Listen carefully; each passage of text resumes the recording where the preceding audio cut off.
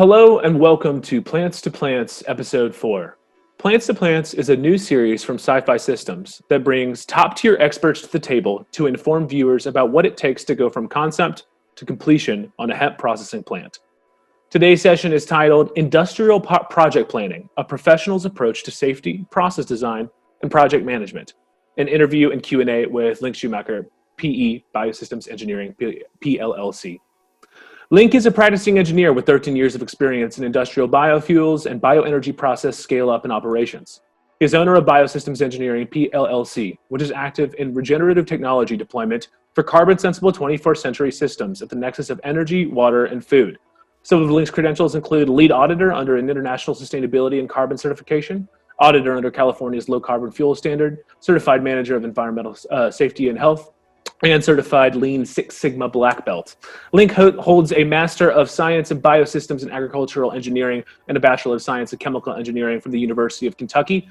He's licensed to practice engineering in North Carolina, Tennessee, and Missouri. His passions include creating order from chaos and exploring the world with youngsters. This interview session is designed to provide information and an opportunity to answer questions that can fully prepare you for successful plant development. Link is a seasoned expert in our field with extensive active project experience. And in this session, we're going to explore what it really takes to pull off a successful scale-up and run a successful plant, covering the intricacies of workforce safety, process design, and project management, with a focus on how these critical planning elements interrelate. Please ask any and all questions you have. Our guests are going to get a chance to answer them at the end, and this is a real opportunity. Before we move into the interview, we're going to have a small session from our CEO, Emmett McGregor, to kick things off, entitled The Biggest Thing We Learned Last Install. So without further ado, I am going to pass things off to Emmett. Thank you very, very much. All right, thank you, Edwin, for the introduction, and welcome everyone to Plants to Plants. Really glad to have you here, and excited to see this series continue to evolve. Today I wanted to take a moment just to reflect on a big lesson from our most recent install, although we've got several running simultaneously right now, and also a recurring theme across multiple projects that we've been involved with that I think is also going to be relevant to my conversation with Link today. And that is really the relationship between a processing plant and the company building a new processing plant and the government partners that we have in the field. And I say that very specifically, government partners. I mean the authorities having jurisdiction, your building, permitting, planning offices, as well as your fire marshal's office, as well as in some cases, organizations that might provide supporting information, supporting administration, and in some cases even grant availability. Really, what we've learned is that viewing the government agencies and the individuals representing the government at the beginning of a project as partners is really essential to the success of a project. Oftentimes, we see groups entering the space thinking of the government and rules and regulations in an adversarial sense. That is to say that there are barriers to be tried and overcome. And this leads to some thinking that can really damage the short-term and long-term success of a project, and especially impact time from initiation to time of completion to projects. Everybody knows there are multiple layers of permitting needed to build a plant that is going to be handling hazardous materials, or even if your plant is not handling hazardous materials, if you're introducing a new use to the real estate that you're developing, they're going to have to work hand in hand with your local jurisdiction to assure that what you're doing is compliant with local regulations, that your buildings are appropriately permitted, and that you understand the timeline of getting those permits and approvals in place throughout each step of your project. So one thing that we try and push for early on is to make sure that there is an open and direct line of communication between the government agencies and stakeholders and our clients from as early as possible in the project.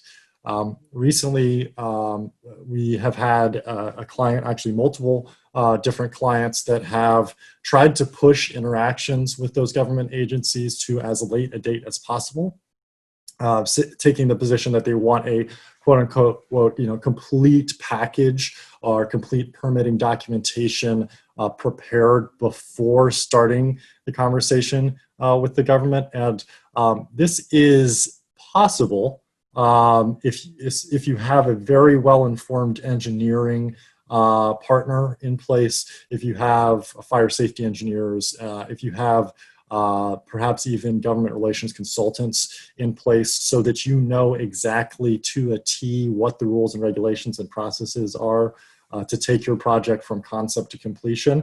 You could take the approach that you want to leave that application to as late as possible when you have everything in hand before you start engaging with those government stakeholders. But from our experience in the field, we strongly recommend that one of the very first things you do in your project, maybe even ideally even before you commit to your location, is to go into the planning and building offices of your local jurisdiction and hold a property development review meeting. Get all the stakeholders in a room, get to know who those people are, get contact information for each of the agencies and each of the departments you're going to be dealing with, introduce them to your team, and openly discuss what are the requirements, what are the interpretations that are already in place with those agencies, and what is their level of experience with your process.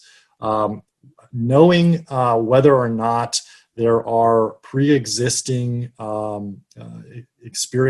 pre-existing projects that have preceded you that are handling hazardous chemicals in particular in that jurisdiction is going to be extremely important to understanding and anticipating how much education you're going to have to do to the government, with the government, for your project. We see in many cases that hemp processing plants are being put into counties or municipalities where there are no existing hazardous chemical or flammable chemical handling projects, factories, or even commercial facilities on hand, other than perhaps gas stations and petroleum products distribution centers, which are different fundamentally than factories. And more often than not, not knowing that lack of familiarity down the line is going to lead to substantial delay, because those representatives of your government are going to have to educate themselves. They're going to have to come to interpretations of the code and oftentimes consult with their peers in other jurisdictions or perhaps just internally to come to interpretations of the code to apply to your project. So if from the very beginning you view the government as a partner in your project, they have a vested interest in your success, they want to see an increased tax base, they want to see employment in their jurisdiction, almost always they're going to be incentivized to want your business to go into that jurisdiction rather than to try and make it difficult for you to come in. If you come to them with that attitude, ask them to help you to understand and help you to accelerate your project, understand the resources that are there, and start a dialogue early on, it's really going to help you, one, to avoid unexpected pitfalls, unexpected regulatory snafus in local jurisdiction that maybe you didn't anticipate. Certain things like, for example, in Oregon, they've just recently changed the requirements for ventilation fans.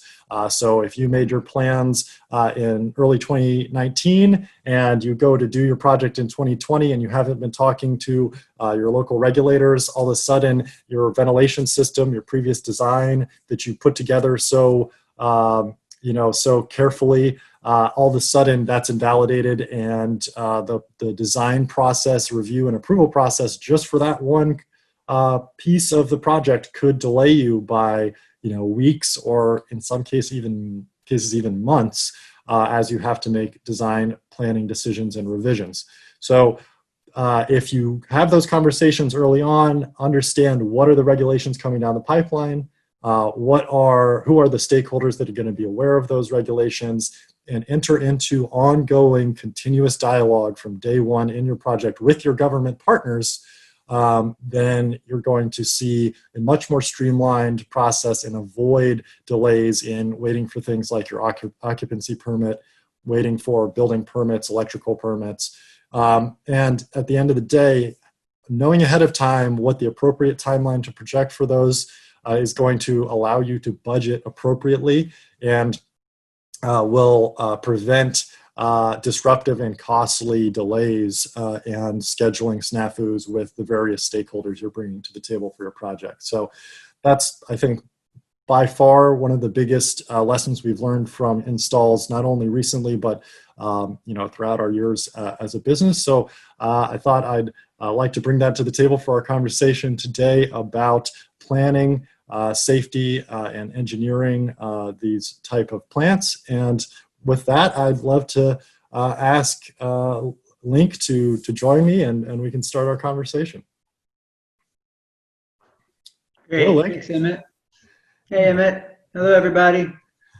Thanks for coming on today. And do you want to take a minute to perhaps give us just a short snapshot of what type of projects you've worked on in the past, maybe even outside of hemp, and then how you've come to be involved in the hemp business?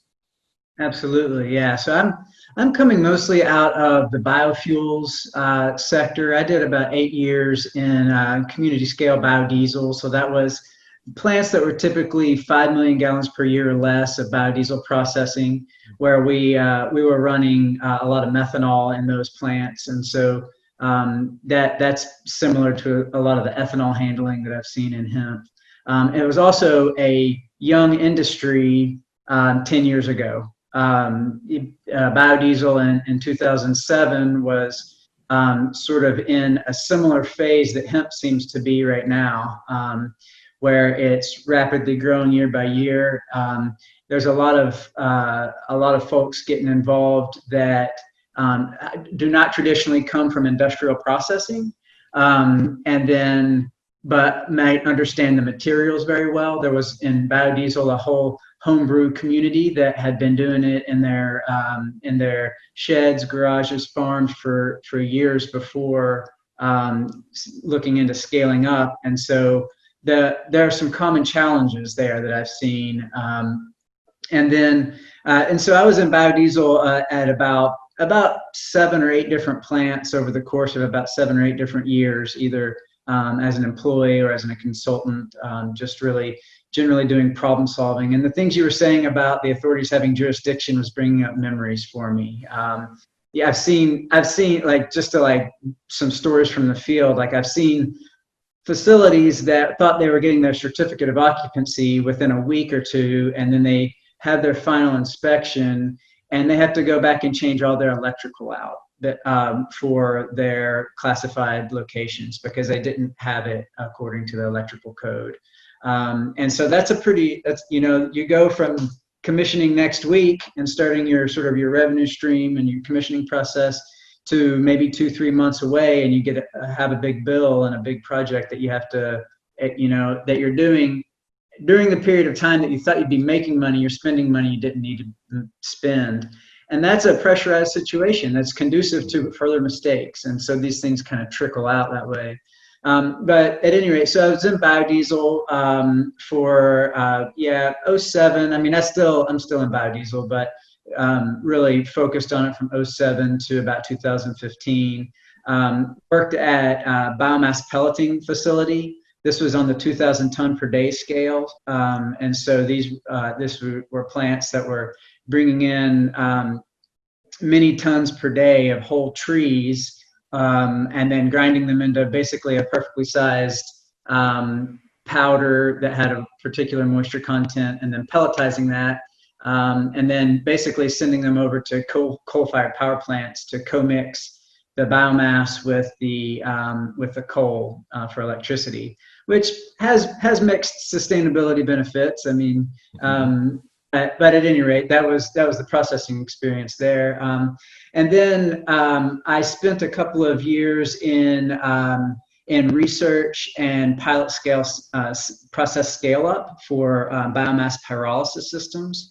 So this is basically turning the fiber of wood into through pyrolysis into bio oil, and then upgrading it either to alkanes like gasoline or to fine chemicals like vanillin or some others that go into the fine chemical world. And so I got into practice in industrial facilities on a lot of different scales in the commercial sector and in the research and development sector that is sort of pre-commercial. And it's been a pretty good cross-section of experience and observations. And so, yeah, it's been fun so far. Yeah. So what would you consider your entry into the hemp sector? What was your, obviously maybe you can't speak extremely specifically, but Sure. where do you find a consultant like yourself with engineering background? What was your role, just generally speaking, and how did you get into it? Yeah. So 2019, without going too deeply into the woes of biofuels in the United States, 2019 was a hard year for biodiesel and for biofuels in general. But biodiesel had some tax credits. This is all kind of directly related to the I guess the state of the executive branch of our government right now, that the EPA essentially let some incentives for biofuels lapse, or rather the EPA also, but really the IRS had let some things lapse that made it really hard for small producers to stay open. And so the short of that is that my biofuels work was a little bit slow in 2019. And what was picking up was, of course, after the Farm Bill, I'd kind of dabbled in hemp and seen a few processes back in 2018, but in 2019, that's really where it came up. And without going into too many details, John Herring and Emmett call up, and we talk about doing some commissioning together and talk about process, and a number of other folks call up and are saying, okay, we've got this floor plan, and we're trying to figure out how to zone this. Can you help us with the control areas so that we know how much, essentially, so we can have a smooth relationship with the authority setting jurisdiction kind of thing. Or how does this mass balance work with pulling out, solvent recovery is a place that I was kind of a natural fit in that section of the hemp processing, because there's a lot of solvent recovery in biodiesel. And so that's kind of how things started with hemp. Was I did a number of code reviews, some commissioning last year, some project vetting and that kind of thing. And so, yeah. Great. Yeah. And that was, on our project, I know that we really had an interest in improving the process by which a plant turn on and commissioning and process implementation can be done with solvent recovery particularly. And people don't really think about necessarily fuels and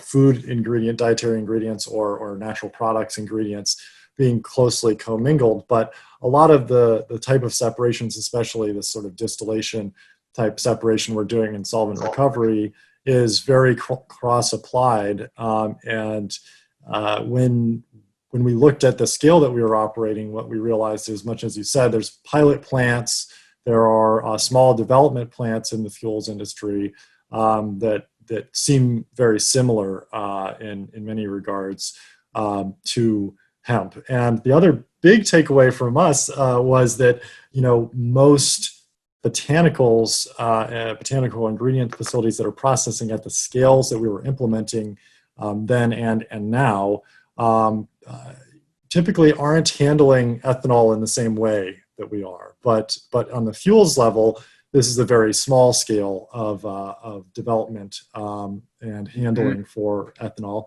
and for alcohols in general. So I think it was very applicable. I think that also very particular to that type of approach, but also more broadly across food and food oils industry, understanding how to plan, how to zone, as you said, the control areas is an area of expertise and implementation that there's sort of a weird gap in between the normal food sector that's often handling things like dairy or the application of food ingredients into food products, and a relatively small engineering segment of the food oils manufacturing business, which is sort of very tightly siloed in a way because there are just a few very large facilities out there. It's very consolidated in a way.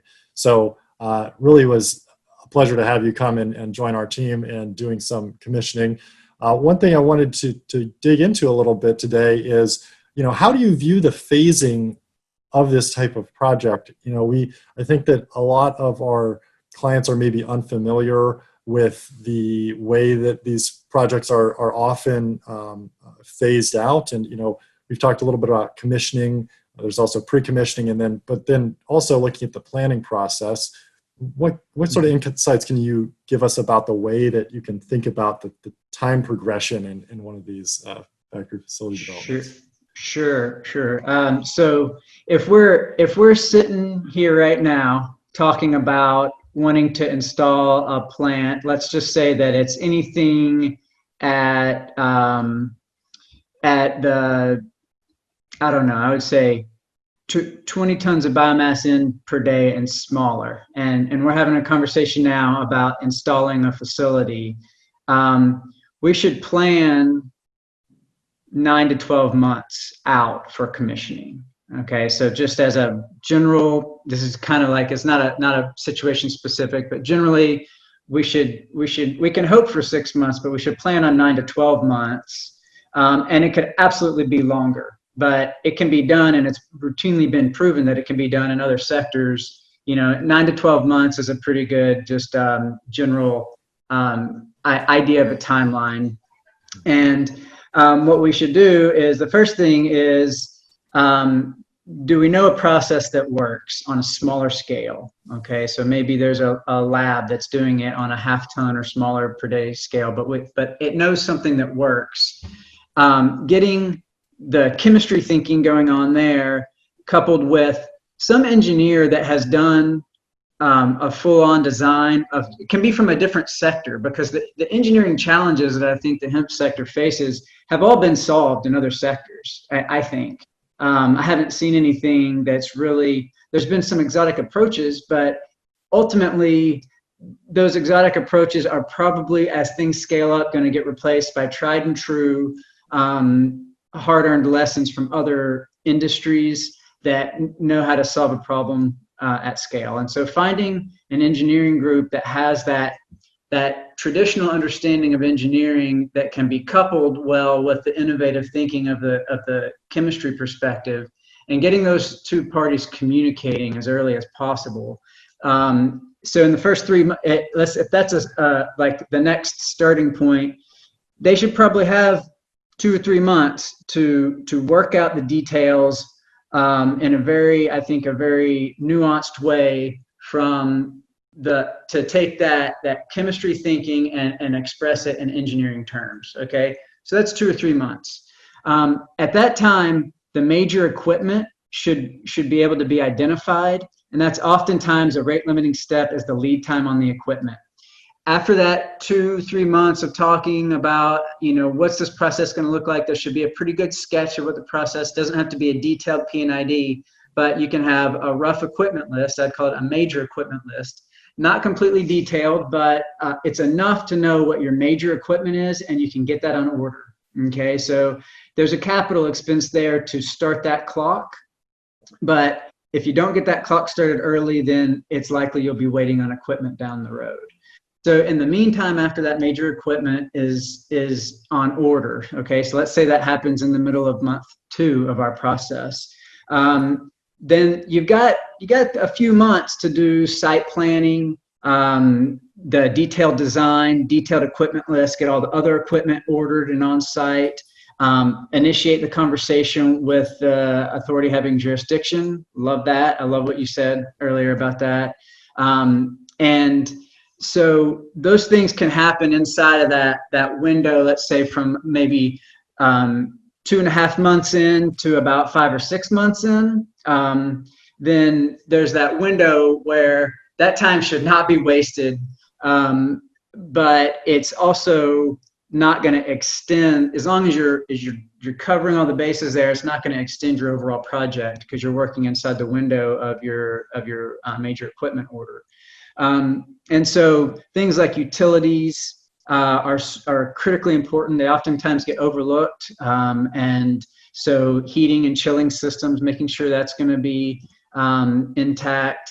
And then, yeah, how you approach the code review, that's important to be thinking about when you're doing the layout of your site, because where you store your ethanol, how much you're spending on firewalls, what kind of sprinkler system, all these things are really important.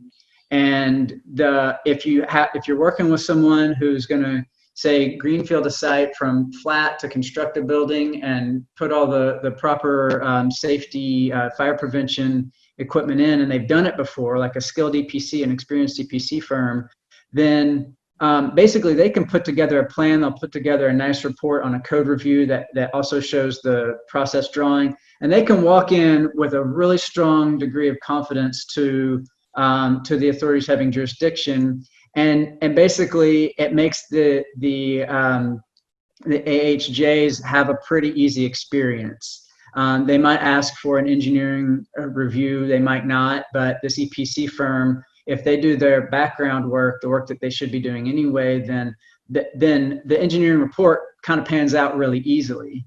And to sort of like contrast that, if that core basis of engineering isn't being done, then the owner calls up, Link Shumaker, BioSystems Engineering, to do a engineering review because their authority having jurisdiction is asking for that.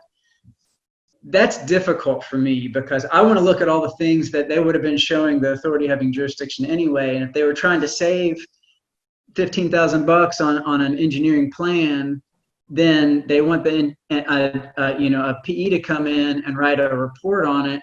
That's a difficult thing to do unless unless it's extremely specific, and that may or may not be what the authority having jurisdiction is wanting. And so you get into there's a lot of pitfalls there, and if you skip out on the engineering drawings, if you skip out on the code review, then you'll have the illusion that you're moving forward for a few months, but you'll get into challenges down the road that are extremely difficult to resolve, and you end up with unforeseen bills and unforeseen delays. Okay, so back to the timeline here. If we've got this 6-month window, right, where the equipment was ordered at month 2.5 and it's not coming in until month 8.5, then you're preparing your site. You can get a bunch of your equipment in. You can get your layout in.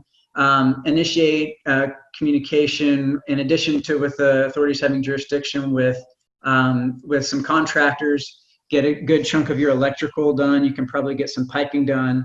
But ultimately, if you want to prevent the delay, you ultimately want to be able to have your things stubbed in, have your utilities in place, so that when that major equipment comes in, the riggers can install it and the pipe fitters can put it together, and it's just about ready to run at that point. And what you want to include in your planning is, at that point that you get the system installed, you get your certificate of analysis, your certificate of occupancy, and you have all of that squared away, it's worth taking a pause and breathe and recognize you're getting ready to bring in a decent amount of flammable liquids, and that does put people's well-being at risk. And having a third-party process hazard analysis, a PHA conducted on that system, on that process as a whole, not any individual piece of the component, but as the whole system, will take your risk factor down greatly. And you can expect an action item list to come out of that. And you can expect this process to take probably a little bit less than a month, depending on what their findings are. But there are a lot of good third-party folks who will lead a HAZOP or a other type of process hazard analysis. And I highly encourage folks to do that. And I think it's worth it. And at the risk of, I want to say some things that I don't want to be fear mongering, but I do want to pass on some stories that I personally experienced from what happens when you skip that step in the biodiesel sector. And if it helps anybody here take their safety up a little bit of a notch, then it's worth telling these stories. But I've personally, at a facility that I've worked at, personally seen, it was a relatively well-managed facility, but it did overlook some transfers that left flammable vapors in the wrong tank. They weren't expecting it. Months later, the welder came in and was just putting on a really simple, new manway on the vessel, and it exploded and it knocked him off, and he fell 30 feet onto concrete, and he was in ICU, and it took him over a year to get back, and honestly his body was never going to be what it was before. And when you see that, and you see the person he was working with, with third-degree burns, and these are people that you worked shoulder to shoulder with, those experiences don't leave you. And if you're a project owner and you put people in that situation, those experiences shouldn't leave you, because you're creating that situation. And so I just really want to hold out, not from a place of fear, but from a place of responsibility, that engaging in understanding the consequences of your actions by choosing to go into a situation to create a situation where you're bringing thousands of pounds of flammable liquids into a site, and then you're hiring people to work in them, that comes with responsibility. And my recommendation is a third-party process hazard analysis before starting the facility, because that carries with it a lot of its own checks and balances that are hands down better than learning the hard way, without a doubt. So if you're planning your commissioning for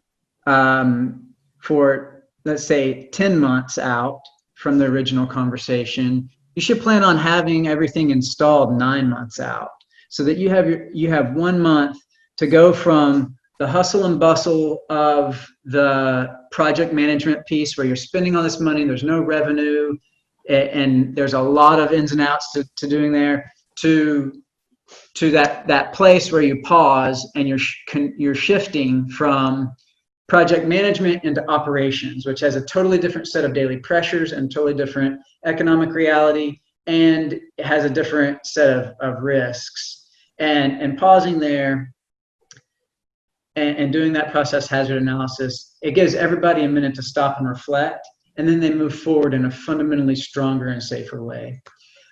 So if that puts you at month 10, then we said 9 to 10 months, or 9 to 12 months, then probably there's something in there, because the world is real and not ideal, that will take another, 3 to 4 weeks. And so then you're actually launching with a safe facility at month 11. And that can be done quicker. But if you skip the wrong steps, you're either going to extend your launch, or you're going to launch into something that nobody should even be in because it's not safe. And so that's kind of my overview there. So to tap into that project hazard analysis component, you mentioned that should happen after after the installation of the hardware. At what point do you start engaging with the party that's going to perform that hazard analysis? Is it during the design phase, or is this really just an on-site?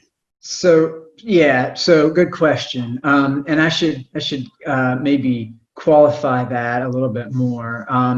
The ideal situation would be that you have a design phase process hazard analysis. This is way back at month, say 3.5, right? So you've gotten your chemist and your engineer talking, and they've got a process, and the long lead time items are ordered, and now you're starting to really do the detailed design.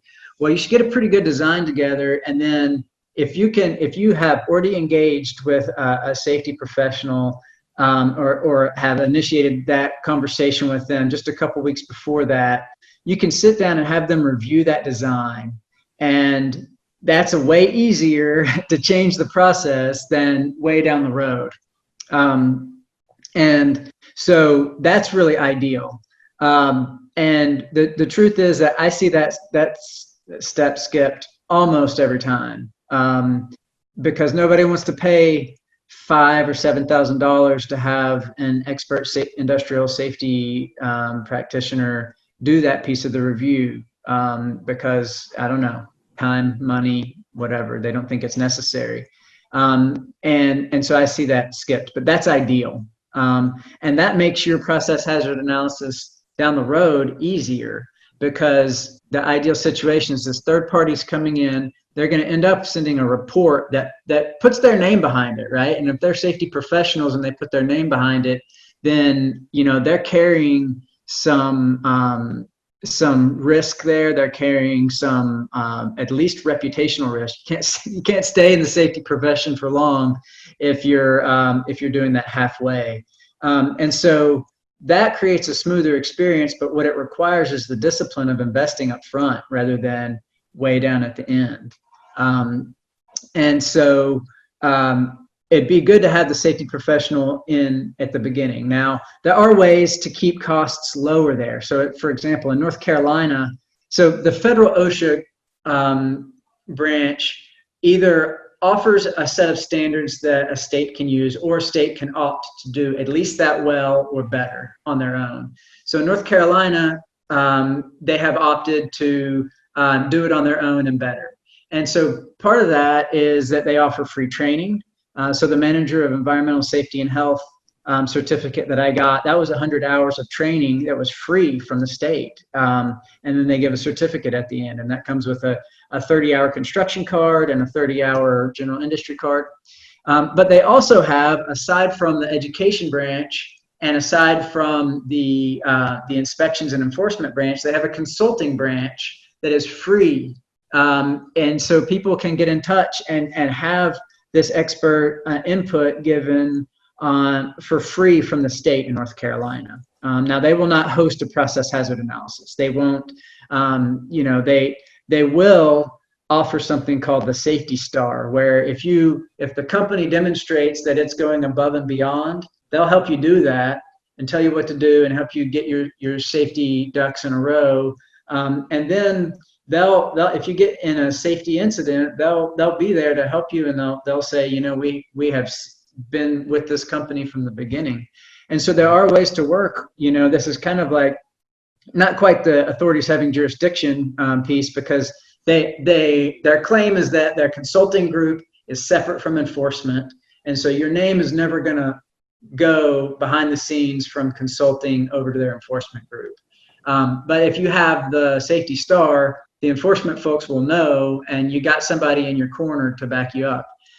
So there are ways to do that, and it saves from having to hire another expensive professional to specialize in something else. But as early as possible, and it should be a conversation among the group, not just this is something we can outsource, but cultivating a culture of safety that comes from the highest level of decision making and is committed to, at every step in the process, is critical. It's just critical. And I think that the reality is that any group going into industrial processing that does not embrace that will eventually fail themselves from safety issues. And if they're lucky, it's just getting shut down by OSHA. And if they're unlucky, then somebody has to go to somebody's family and tell them what happened. And that's ultimately where these regulations come from, and where, like, that's the thing that that's the nightmare situation that we want to avoid. Right. And of course, we from the cannabis side, at least, there have been various incidents, mostly in non-compliant labs, but some in legally compliant labs that haven't really done sufficient safety training with their personnel, where there have been devastating events. Now, recently there were a couple of explosions that I believe were at unregulated facilities, but it just it's given the industry a reputation for being higher risk that maybe isn't warranted based on the legal regulated businesses. But it does mean that interfacing with your authorities, having jurisdiction, you're going to need any advantage possible. If you can show your inspector that you're engaged with a safety professional and that you're going through the process hazard analysis, a formal PHA, that should bring some ease to the conversation. I mean, they should appreciate that, and they typically do. Absolutely. Yeah. So, let's maybe talk a little bit about, something that came up to me from the hazard angle, but that's very cross-applicable across all of this process, and is why the process you're outlining might take, in some people's mind, longer than they're anticipating, although from the practice of broader industry is standard. And that is this idea of implementing once and avoiding revisions, and the safety cost and the practical cost of making revisions to things like piping that require welding, or equipment positioning that might require revisions to electrical, things of that nature. When you're especially in a hazardous area, but just across the board. Yeah. There's one thing that I think many of our clients haven't been thinking about, or aren't necessarily anticipating going into this, is that at the minute that you have turned on your system, or not even turned it on, but introduced solvent into a given system, it becomes a hazard to modify it. And there's a couple of key things that maybe you could speak to that come up for that. One is how can we think about, on a very basic level, what it takes to make a hot system that has hazardous materials in it inert and safe to work on, and also what are the consequences for modifications? Are there, I think we've discussed in the past specialty firms that specialize in doing welding in hazardous areas and that type of thing. Can you give us some ideas of what the impact of having to do that type of modification are to a project? Yeah. And so I think you hit the nail really on the head with that in the history of whatever process is installed, that the day that any flammable liquid goes into that system, like, you've now hit an irreversible point, and history should be split into two places: before the flammables were ever introduced, and after. And so that's like right on. And so if we're talking about a scenario after the ethanol has been introduced, and then you realize that you need to make some modifications, so there are ways to do hot work in hazardous areas, and that's kind of a specialized area, as you were saying. And so getting contractors who can tell you what they need will, like, that's kind of the most practical way to do it. If you have an in-house fabrication team, and then you can tread into risky area pretty quick. And I have been on teams that in-house this work, and I have seen I've seen a 5,000 gallon tank that had methanol in it for a while. It was evacuated. It was aired out for 3 days. It was blown out with compressed air, and it was hosed down with water. And then I watched the fella ignite the system while he was welding, and he was like sunburned all over, and it was terrifying. And so after that, the company said, we're not going to in-house this anymore. We're going to third party it. And we found a fabrication crew, but we didn't ask them the right questions about their qualifications for a hazardous area. And so I was managing, from the company's perspective, this work with a foreman and a helper, and essentially we had a communication agreement about what was going to happen before they sparked a welder, or sparked the welder, and they didn't hold to that agreement, and they sparked it before we were ready, and there wasn't an incident, nothing ignited there, but I told them that they needed to leave, and it cost the project. But it was like, as the company representative or the owner, at some point you have to decide where your line is and hold that line, because it's a gray area after that. And people can choose their own risk tolerance, but they should definitely be aware of who else they're putting at risk when they're doing that. And so that being said, some practices that can help if you're gonna engage in the risk, and you have welders in house that are informed, like offering their informed consent, like they know the risks and they're willing to do it. So the first thing is flush out the system with water, and if it's attached to a vessel that has a headspace, fill it all the way up to the top.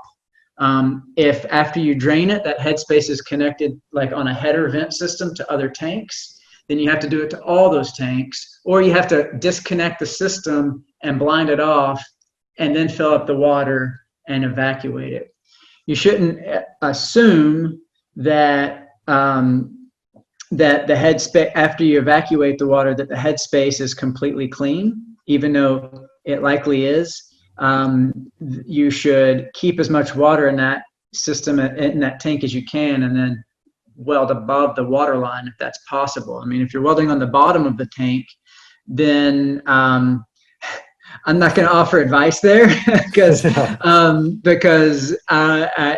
would be a mistake for me to do that.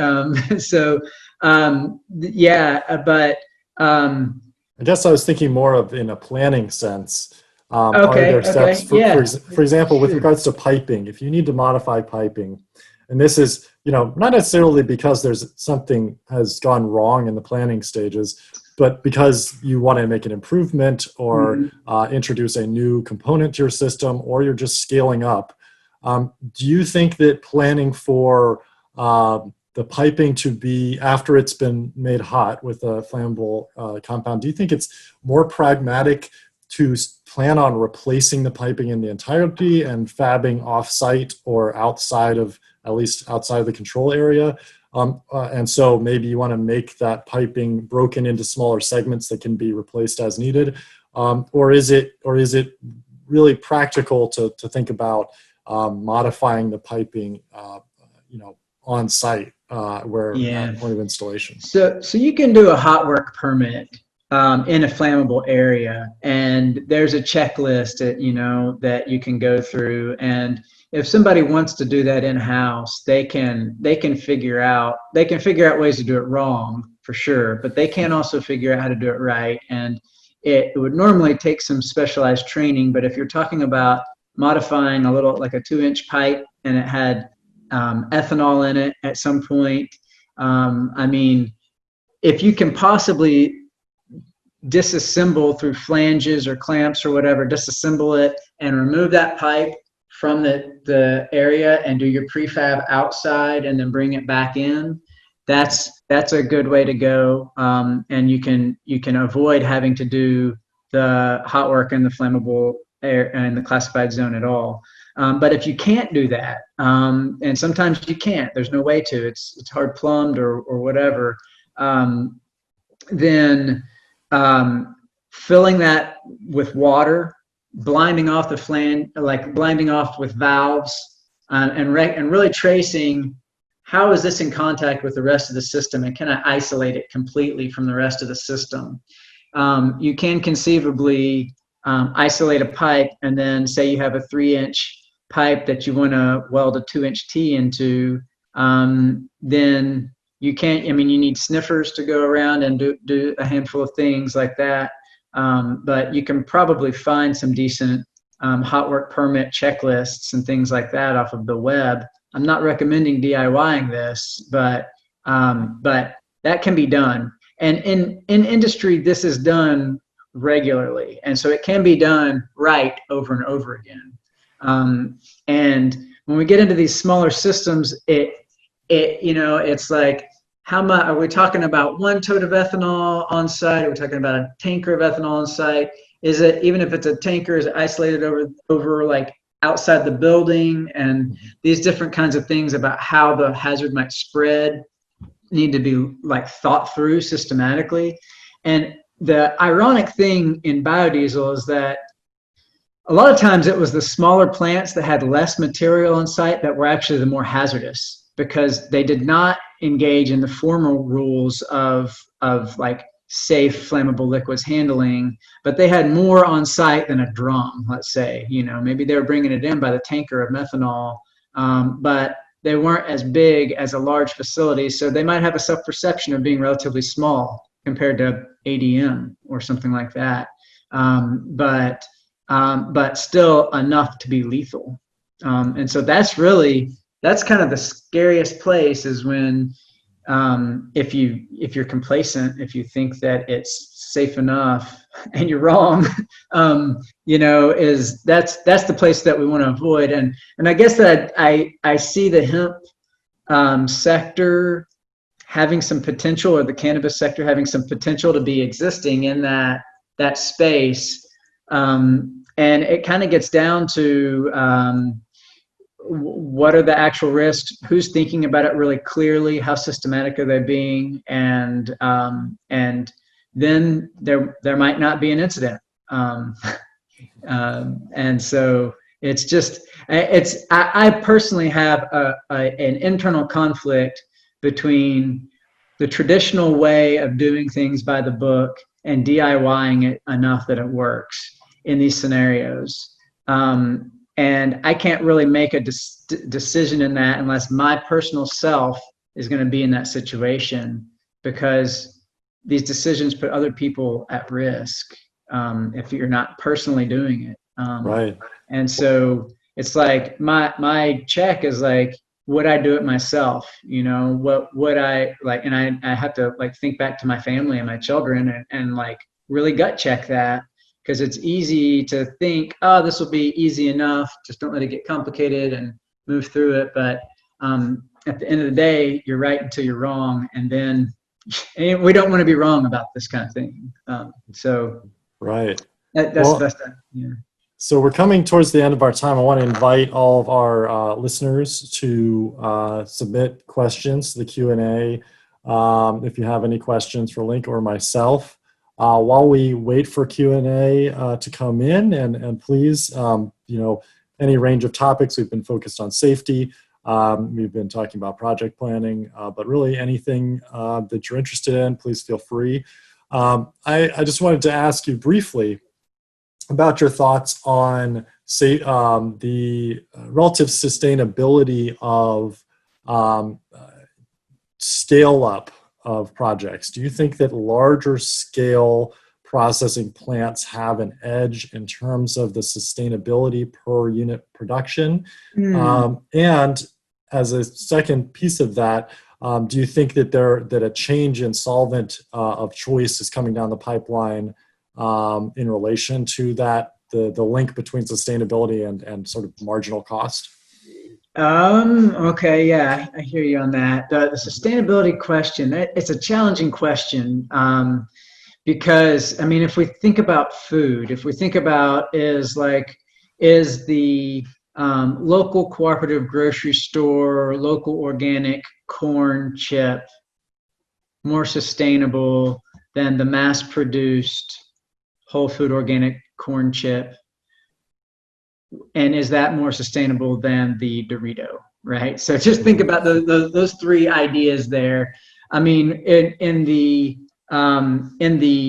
so my cousin is a corn farmer in Kentucky who grows an heirloom variety of corn and makes corn chips, right? And they're delicious, like the gourmet $5 bag of corn chips that you could get. She loves the corn and sings to it, and so it's like that's like the best, right? But the amount of and she doesn't do mechanized farming, and the amount of energy you look though that like in terms of human time and then processing of the corn, if you scaled that up from her scale to Doritos scale, then we would say that she's consuming so much electricity in that the average chip is like so much more energy intensive, let's say. We might even say it's more carbon intensive in its processing step.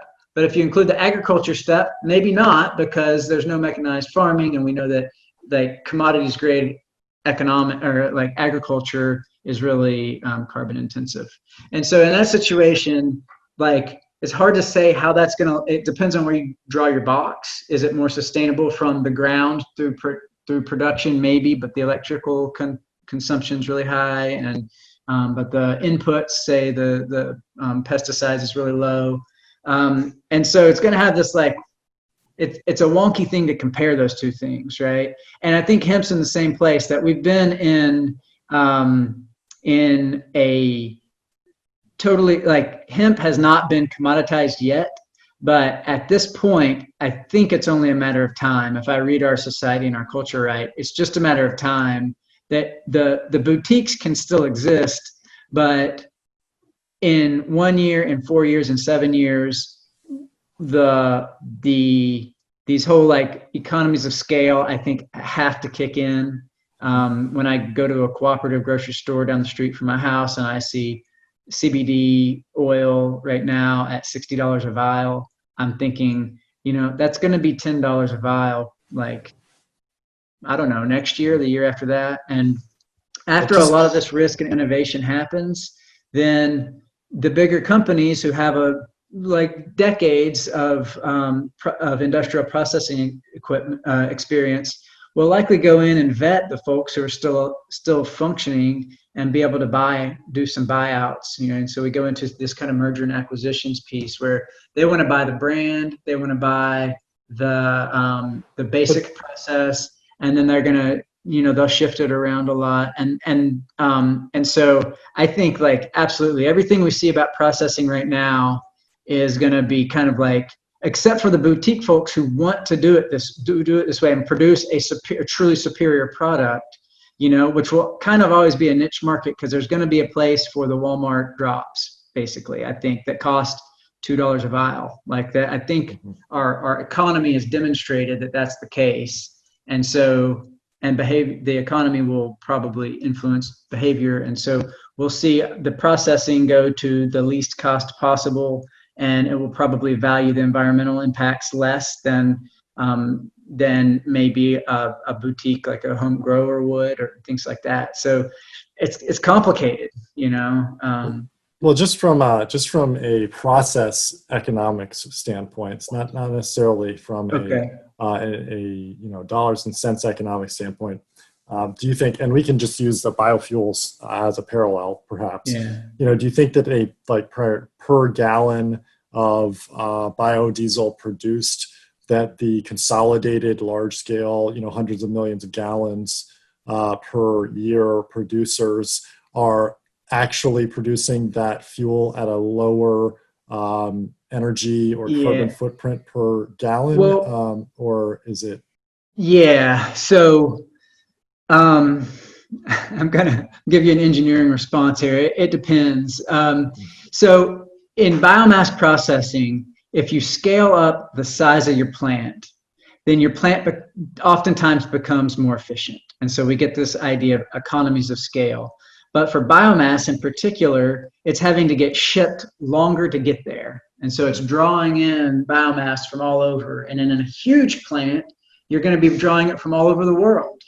And so most of that like emissions will be coming from the land-based travel to get it there. So like a ship can pretty much get it across the ocean like more efficiently than the truck can get it to the plant a lot of times. But and so all that kind of goes into it. And so the plants themselves, the like if we draw the box around the industrial facility, I'm going to say, yeah, I think that they'll be able to produce more CBD or more types of cannabinoid isolates or distillates or whatever they want to produce per unit energy more efficiently, and that their supply chain might lose some efficiency there, and it gets into some calculus about how those things balance out. So yeah. Right, and I guess that is there's an argument for regionalism, which is to reduce the distance from point of production to point of processing, to reduce carbon intensity. And then there's some argument for consolidation, although the problem that I think we've seen in other chemical industries is at what time is a technology adopted, and then there's this inertia of pre-installed capacity to overcome, where it's difficult to get established large-scale plants to adopt novel, higher intensity or lower carbon footprint technologies because of the money already sunk into existing processes. So the hope is that we can get quickly to proof of concept on energy intensity and marginal cost of the various technologies being proposed, so that when the big plants do implement, they implement it a technology that is lower energy intensity. And so, I think that we're seeing that, and maybe you're less free to talk about it. I think that there are big advantages for other solvents other than ethanol in energy intensity in particular, mainly because of the solvent lifetime, but also partly because of the cost, the energy intensity of evaporation and condensation, and the energy balance between those two. And ethanol is tricky because it's not that easy to separate the water out of ethanol, and you're probably never going to get a truly bone dry biomass in there reliably, and so you're going to get that water accumulation in the ethanol, and that's a real thing as you scale up. And the really deep colds are also really challenging. If we're doing this -30, on a lab scale, you can do high pressure, low temperature, some different things a lot easier than when you start scaling it up. Man, those zeros just start adding on to the cost so intensely, and it can be really difficult. Right. I see one question, and then I think after this question, we're going to have to wrap up. But I see a question from Tony asking, how practical is supercritical for CBD extraction at scale? Now, maybe I'll hand it off to you, Link, to give your opinion, then I can give my opinion. Yeah, I don't have a strong opinion on that. I know that supercritical CO2 is practiced at scale in other sectors. And so I would be, if you can get your supercritical CO2 engineer talking to your hemp cannabis chemist, in that project analogy that I had earlier, then I think it could be viable, but I really don't know the economics of it in terms of capex, opex, or like quality. I can't. Yep. And from our perspective, we have looked at, there's a decent amount of data about supercritical processing in other industries. Its advantage is largely dictated by its tunability.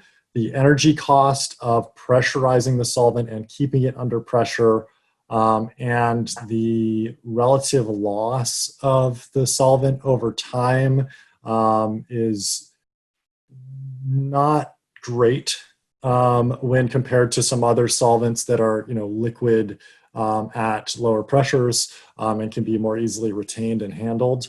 Because always your seals have a curve of efficiency. Your seals are never going to be perfect, so you're going to have some loss. And then there's the practicality of just losing some to the solids handling.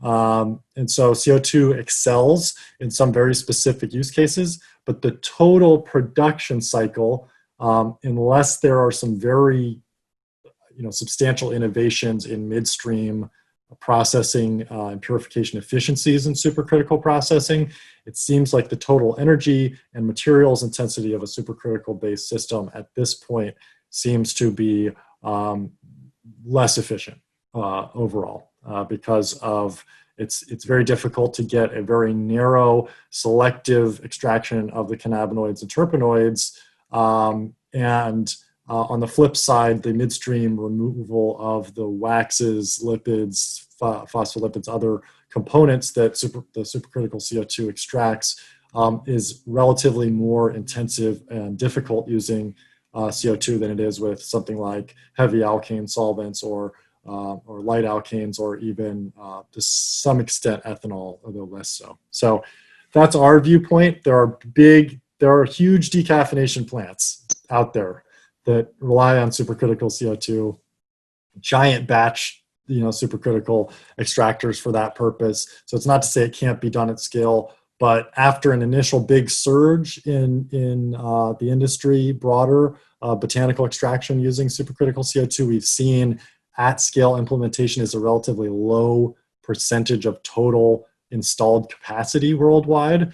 And we think that's probably because of these challenges of solvent retention, the energy cost of keeping the solvent pressurized or repressurizing it periodically, and the midstream product refinement difficulties with the solvent, although it has some advantages in that arena as well. So it probably comes down to what's the end product. If your end product is isolate CBD or CBD distillate, our thinking currently is there are both energy and economic disadvantages to that approach at scale. That said, people are doing it. People are building large scale or medium scale, depending on how you look at it, hemp processing plants using supercritical CO2 right now. So we'll see over the lifetime and competition in the marketplace how they hold up relative to the other solutions. One thing I will say about it is, from an engineering and maintenance standpoint, you have a way smaller talent pool to pull from when you go to supercritical CO2 as compared to things like hexane or even other types of alkanes, less so, light alkanes less so, but definitely hexane. Also ethanol from biofuels industry. You have operators and maintenance staff that know how to handle the materials, the engineers that are very familiar with the problems and challenges and opportunities of using these solvents.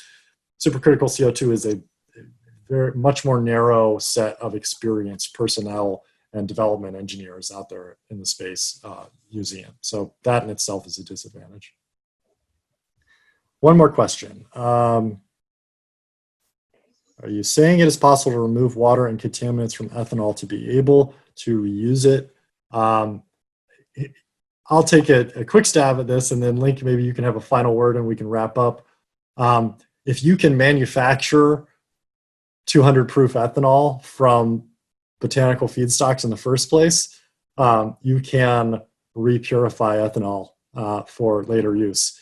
The question is it economically advantageous to repurify your ethanol?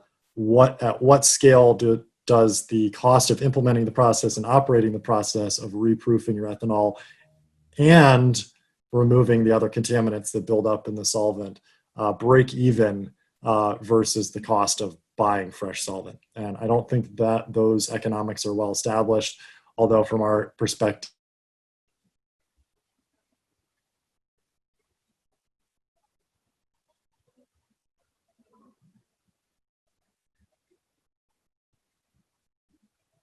that becomes viable. But some of achieving that goal is very energy intensive, and so we think likely over the long term there will be better solutions. Does that match your experience, Link? Yeah, I believe so. I think your feed cut out for me for a second there at the end, so I didn't hear the last part that you said. But I think that I agree with what you're saying. That absolutely, technologically, it's possible. It's not clear how financially viable it is, and as things scale up larger, it becomes more and more economically viable. But then you probably have other competing factors besides can you purify the ethanol to consider as you're scaling up too. So, but hands down, definitely you can separate water from ethanol in a distillation process up to like 95%. And then you can take it on up to 100% using a mole sieve or a membrane or a few different ways like that. Great. Well, thank you so much for your time, Link. It's been a great conversation. I appreciate you, exploring these different areas and giving us some of your firsthand experience. I know that that's always very helpful for folks in the field to hear direct experience. And you can find BioSystems Engineering. Do you want to give a URL or best way to find you online? Well, I have a precious little bit of web presence, and I think that I'll have a little bit more soon. But I'm not a big web presence type of person. But you can find my LinkedIn page, Link Shumaker at LinkedIn, and I will have a company LinkedIn page soon enough. But I don't have a URL for that right now. Okay, so find Link Shumaker on LinkedIn if you want to engage him for consulting. I know that we were talking before about your carbon auditing. I think that the sooner that the hemp processors of the world start doing carbon auditing, especially in California, the better off that they're going to be. Europe as well. Also, we should just do it as an industry responsibility. We need to make sure the processes we're implementing are efficient. So, wholeheartedly agree. Yeah. And then beyond that, process implementation, project planning, and helping with that, engineering and chemists effectively communicating with each other at the front end of a project, and then on the implementation side, making sure your commissioning, pre-commissioning process is handled efficiently. You can look to Link for those services across the nation. Are you working internationally? Nope, not right now. I was supposed to go to Canada not too long ago, but my travel plans, I'm hardly leaving the neighborhood right now. Absolutely. Yeah. We hope in a 9-month time span, maybe you'll be able to make it out there again. But, indeed, yeah. So thanks again for joining us. Yeah, thanks again for joining us, everyone, and thank you, Link, for coming on. Next week, next Thursday, we will be having another Plants to Plants edition. Please follow us on Instagram, LinkedIn, join our email list, check us out at sci-fi-systems.com if you have not yet. And once again, Link, a pleasure to have you on. Perhaps we'll have you on again and we can focus on some other subjects. Sounds fun. Thanks so much, Emmett. It's been a pleasure.